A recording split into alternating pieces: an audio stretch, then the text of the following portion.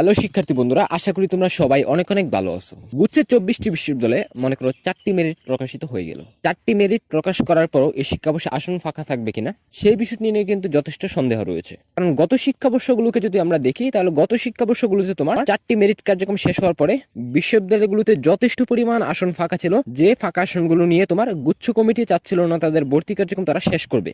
পরবর্তীতে গণবিজ্ঞপ্তি বা বিশেষ মেরিটের মতো ব্যবস্থা নিয়েছিল, যার মাধ্যমে শিক্ষার্থী ভর্তি নিয়েছিল, যার ফলে তোমার অনেক কম মার্কের শিক্ষার্থীরা কিন্তু ভর্তি হওয়ার জন্য সুযোগ পেয়েছিল। তো আজকের ভিডিওর মূল কথা হচ্ছে এই বিষয়টাই যে বিশেষ মেরিট এই শিক্ষাবর্ষে দেওয়ার সম্ভাবনা কিরকম রয়েছে। তোমরা যদি বিশেষ মেরিট পর্যায়ে পর্যন্ত যেতে পারো তাহলে অনেকেই কিন্তু কম মার্কে চান্স পাবে, এটা কিন্তু আশা রাখা যায়। আবার যদি 4টি মেরিটের শিক্ষার্থী ভর্তি নিয়ে নেয় সেক্ষেত্রে তোমার খুব অল্প সময়ের মধ্যে কিন্তু ভর্তি কার্যক্রম শেষ করে দিবে, যার ফলে তোমার কম মার্কের শিক্ষার্থীরা কিন্তু চান্স পাওয়ার সম্ভাবনা কমবে। বিষয়টা একটু খুলে বলি তোমাদেরকে যে বিশ্ববিদ্যালয়গুলোতে কিন্তু সারা বছরে কিন্তু তোমার কম বেশি আসন ফাঁকা হতে থাকে বিভিন্ন ডিপার্টমেন্টে। সামনে তোমার কৃষিগুচ্ছ রয়েছে, তো কৃষিগুচ্ছে যখন ভর্তি কার্যক্রম চলমান থাকবো বা চলমান থাকার আগে যখন এই জিএসটি গুচ্ছের ভর্তি কার্যক্রম শেষ হয়ে যাবে তখন পরবর্তীতে কোনো শিক্ষার্থীর সাবজেক্ট অথবা বিষয় গুচ্ছ অধিভুক্ত 24টি বিশ্ববিদ্যালয় পছন্দ নাই হতে পারে, তারপরও সে 10 থেকে 12,000 টাকা খরচ করে সে ভর্তি হয়েছে, কারণ সে একটা সাপোর্ট রেখেছে যেন কৃষিগুচ্ছে চান্স না হলে যেন সে এই গুচ্ছতে সে থাকতে পারে। তাহলে পরবর্তীতে দেখা গেল ওই শিক্ষার্থী তোমার কৃষিগুচ্ছে চান্স হয়ে গেল এবং ভালো একটা সাবজেক্টও সে পেয়েছে, সেক্ষেত্রে সে নিশ্চয়ই গুচ্ছের ভর্তি বাতিল করবে, বাতিল করে সে কিন্তু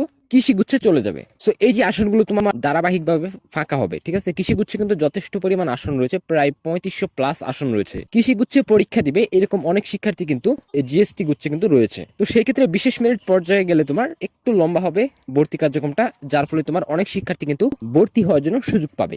বিশেষ মেরিট দিলে যে সকল শিক্ষার্থীর ভালো মার্ক রয়েছে বা যারা চান্স পেয়ে গেছে তাদের লাভও নাই ক্ষতিও নাই, কিন্তু যাদের কম মার্ক রয়েছে তাদের লাভও রয়েছে। তবে এই শিক্ষাবর্ষে দেখা যাচ্ছে জিএসটি অধিভুক্ত 24টি বিশ্ববিদ্যালয়ের প্রথম মেরিটের কার্যক্রম শেষ হওয়ার পরপরই কিন্তু বা ভর্তি নিশ্চয়ন করার পর যে কত হাজার শিক্ষার্থী এখানে ভর্তি নিশ্চয়ন করেছে সেই বিষয়টির দিকে দেখলে কিন্তু দেখা যাচ্ছে অনেক শিক্ষার্থী কিন্তু ভর্তি নিশ্চয়ন করে ফেলেছে এবং ভর্তি কিন্তু হয়ে গেছে, এবং দেখা যাচ্ছে আসন কিন্তু অধিকাংশ বিশ্ববিদ্যালয়গুলো পূরণ করে নিয়েছে প্রথম মেরিটেই। এখন কোনো শিক্ষার্থী যদি ভর্তি বাতিল না করে অথবা সে যদি অন্য কোনো বিশ্ববিদ্যালয়ে ভর্তি না হয় সেক্ষেত্রে কিন্তু এই বিশ্ববিদ্যালয়গুলোতে কিন্তু কোনোভাবে আসন আর ফাঁকা হচ্ছে না। পরবর্তী ধাপে যে সকল শিক্ষার্থী মাইগ্রেশন হবে এবং যে সকল শিক্ষার্থী ভর্তি বাতিল করবে এবং যে আসনগুলো ফাঁকা রয়েছে সেই ফাঁকা আসনের ভিত্তিতে পরবর্তীতে কিন্তু দ্বিতীয় মেরিট প্রকাশ করা হবে। তাহলে দ্বিতীয় মেরিটে তোমার আরো অনেক শিক্ষার্থী ভর্তি হয়ে যাবে, যার কারণে কিন্তু আসন সংখ্যা আরো কমে যাবে, যার ফলে তোমার কম মার্কের শিক্ষার্থীদের চান্স পাওয়ার সম্ভাবনা কিন্তু আরো কমতে থাকবে।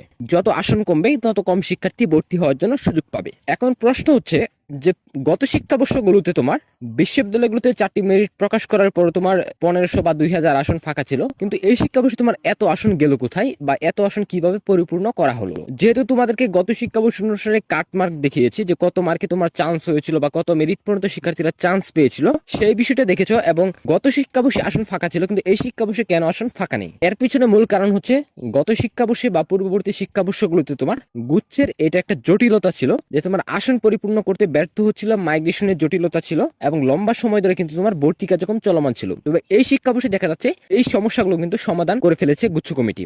তবে এই শিক্ষাবর্ষে দেখা যাচ্ছে এই সমস্যাগুলো আর কিন্তু থাকছে না বা সমস্যাগুলো কিন্তু সমাধান হয়ে যাওয়ার সম্ভাবনা কিন্তু বেশি, এরকমই কিন্তু দেখা যাচ্ছে। কারণ দেখা যাচ্ছে তোমার অনেক আসন পরিপূর্ণ হয়ে গিয়েছে। আর এই বিষয়টা নিয়ে কিন্তু গত শিক্ষাবর্ষে কিন্তু অনেক আলোচনা হয়েছিল যে জগন্নাথ বিশ্ববিদ্যালয়, ইসলামী বিশ্ববিদ্যালয় বা অন্যান্য বেশ কয়েকটি পাবলিক বিশ্ববিদ্যালয় কিন্তু গুচ্ছ থেকে বেরিয়ে যাওয়ার জন্য চেষ্টা চালাচ্ছিল, যে গুচ্ছে থাকলে তোমার বিশ্ববিদ্যালয়গুলো তোমার আসন পরিপূর্ণ করতে পারছে না, বারবার মেরিট প্রকাশ করার পর কিন্তু আসন ফাঁকাই থেকে যাচ্ছে।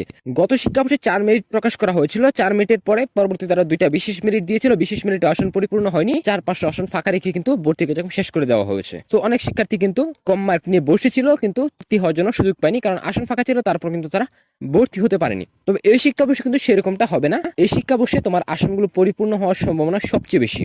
চলো তোমাদেরকে একটা নিউজের মাধ্যমে এই বিষয়ে তোমাদেরকে বিস্তারিত একটু ক্লিয়ার করে দিই। চুক্ত বিশ্ববিদ্যালয়গুলোর 2023-24 শিক্ষাবর্ষের স্নাতক প্রথম ধাপের ভর্তির কার্যক্রম শেষে আসন ফাঁকা রয়েছে 6%, বাকি 94% আসন পূরণ করা হয়ে গিয়েছে। 5 জুন থেকে 8 জুন পর্যন্ত বরিশাল বিশ্ববিদ্যালয়ের প্রথম দফায় ভর্তি হয়েছেন 1481 জন শিক্ষার্থী। বিশ্ববিদ্যালয়টিতে আসন সংখ্যা রয়েছে তোমার 1570টি। শনিবার 8 জুন বিষয়টি নিশ্চিত করেছেন বিশ্ববিদ্যালয়ের ভর্তি টেকনিক্যাল কমিটির আহ্বায়ক ও সহযোগী অধ্যাপক রাহাত হোসেন ফয়সাল। তিনি জানান, আমরা সফলতার সাথে প্রথম ধাপের ভর্তি কার্যক্রম সম্পূর্ণ করতে পেরেছি। এখানে ভর্তির হারটাও অনেক বেশি। গুচ্ছে মোট 5টি ধাপে প্রাথমিক ভর্তি সম্পূর্ণ হয়, তাতে প্রথম ধাপে 94% ভর্তি সম্পূর্ণ করেছে বরিশাল বিশ্ববিদ্যালয়। আশা করছি দ্বিতীয় বা তৃতীয় ধাপের মধ্যে শতভাগ ভর্তি সম্পূর্ণ হবে। তো আশা করি তোমরা এখন বুঝতে পারছো যে বরিশাল বিশ্ববিদ্যালয় তোমার 94% আসন পূরণ করে নিয়েছে তোমার প্রথম মেরিটে। তাহলে তোমার দেখা যাবে দ্বিতীয় অথবা তৃতীয় মেরিটে কিন্তু বিশ্ববিদ্যালয়টি তাদের আসনগুলো পরিপূর্ণ করে নেওয়ার সম্ভাবনা সবচেয়ে বেশি। পরবর্তীতে মাইগ্রেশন কার্যক্রম চালানো হবে। মাইগ্রেশনের ফলে কিছু আসন ফাঁকা হতে পারে, আর কিছু সংখ্যক শিক্ষার্থী তোমার ভর্তি বাতিল করবে, আবার কিছু সংখ্যক শিক্ষার্থী যারা যে আসনগুলো ফাঁকা রয়েছে ওই সকল শিক্ষার্থীরা ভর্তি হওয়ার জন্য সুযোগ পাবে। এখন বিশেষ মেরিট পর্যায়ে গেলে যে কম মার্কের শিক্ষার্থী চান্স পাবে, আবার 4টি মেরিটের মাধ্যমে শিক্ষার্থী ভর্তি নিলে যে আসন ফাঁকা রেখে ভর্তি নিয়ে নেওয়া হবে এরকমটা কিন্তু না। যতক্ষণ পর্যন্ত বিশ্ববিদ্যালয়গুলোতে আসন ফাঁকা থাকবে ততক্ষণ পর্যন্ত শিক্ষার্থী ভর্তি নেবে। আসন পরিপূর্ণ হয়ে গেলে তোমার শিক্ষার্থী ভর্তি নেওয়া বন্ধ হয়ে যাবে। এবং কৃষিগুচ্ছের আগে যদি তোমার ভর্তি কার্যক্রম শেষ করে নেওয়া হয়, পরবর্তীতে যদি আসন ফাঁকা হয় সেক্ষেত্রে পরবর্তীতে কিন্তু আর শিক্ষার্থী ভর্তি নেবে না। সো যদি তোমার বিশেষ মেরিট পর্যন্ত তোমরা পৌঁছতে পারো, যদিও বা তোমার শেষ মেরিটের দিকে তোমার আসনগুলো ফাঁকা থাকে বিশ্ববিদ্যালয়গুলোতে, তাহলে অনেকে হয়তো ভর্তি বাতিল করার কারণে তোমার আসন ফাঁকা হবে, ওই দিক দিয়ে কিন্তু অনেক শিক্ষার্থী কিন্তু চান্স পেতে পারে। যদি তোমার শিক্ষার্থীরা ভর্তি বাতিল না করে সেক্ষেত্রে কিন্তু বিশেষ মেরিটে গেলেও কিন্তু তোমার কোনো লাভ হচ্ছে না বা তোমরা চান্স পাবে না।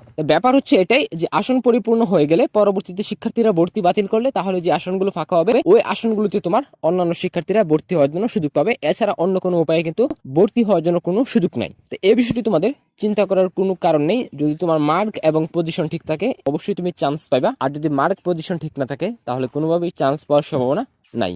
সো আশা করি তথ্যগুলো তোমাদের কাজে দিবে। যদি এ বিষয়ে তোমরা আরো কিছু জানতে চাও বা তোমাদের যদি আরো কিছু জানার থাকে সেক্ষেত্রে কমেন্ট করতে পারো। যদি ভিডিওটা ভালো লাগে ভিডিওতে অবশ্যই একটা লাইক করে, চ্যানেলে নতুন হয়ে থাকলে অবশ্যই চ্যানেলটি সাবস্ক্রাইব করে দিবে। সো বন্ধুরা আজকের মতো এই পর্যন্তই, দেখা হচ্ছে তোমাদের সাথে আগামী নতুন কোনো ভিডিওতে। ততক্ষণ পর্যন্ত সবাই ভালো থাকো, সুস্থ থাকো।